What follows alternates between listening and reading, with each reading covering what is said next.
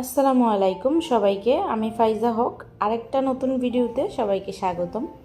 তো সকালবেলা ঘুম থেকে উঠেই আসলে বারান্দায় যাওয়া হয়, ওই ক্লিপটা একটু নিলাম। তারপরে রান্নাঘর রান্নাঘর তো আসলে জাতীয় জায়গা বিবাহিত মানুষের। যাই হোক, রান্নাঘরে গিয়ে দেখলাম রাতে যে থালাবাটিগুলো ধুয়ে রেখেছিলাম, তারপরে একটু ডাল ভিজাই রেখেছিলাম, ওগুলা ধুয়ে টুয়ে নিলাম।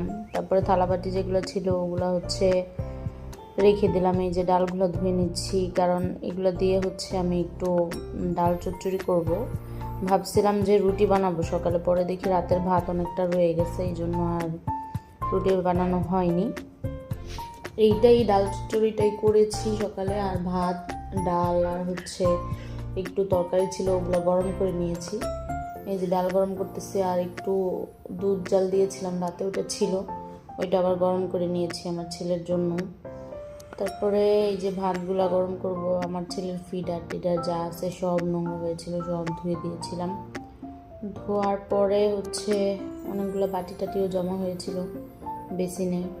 পরে ভাবলাম যে এগুলো একবারে ধুয়ে দিই, তারপরে ভাত গরম বসাই, কারণ তখনও কেউ ঘুম থেকে উঠেনি, আমি উঠেছি। তারপর সবাইকে ডাকলাম, উঠলো।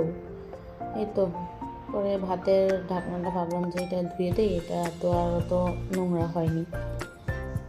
তারপরে এই যে ভাতটা একটু ভেঙে নিলাম, জড়া জড়া ছিল। তারপরে ভাতটা ভেঙে একটু পানি দিয়ে গরম করে নিলাম।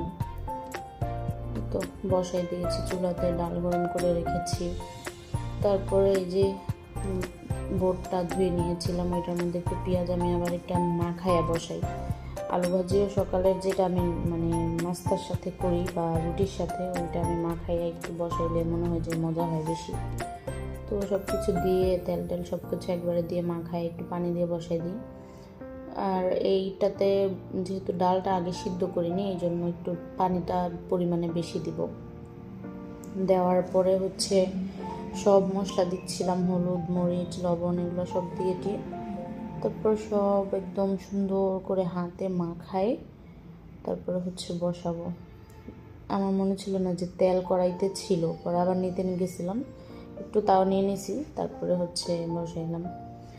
তো ওই তেলেই হয়ে গেছে, কারণ অত তেল আসলে খাওয়াটাও ঠিক না, আর আমি বেশি তেল খাবার পছন্দ তেমন করি না।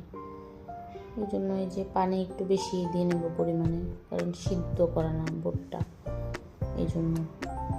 তারপরে এই যে বসাই দিয়েছি, বসায় চুলো জ্বালাই দিলাম। তারপরে গতকালকে শাক এনেছিলাম, যে কলমি শাক, ওগুলো ধুয়ে ফ্রিজে রেখে দিয়েছিলাম।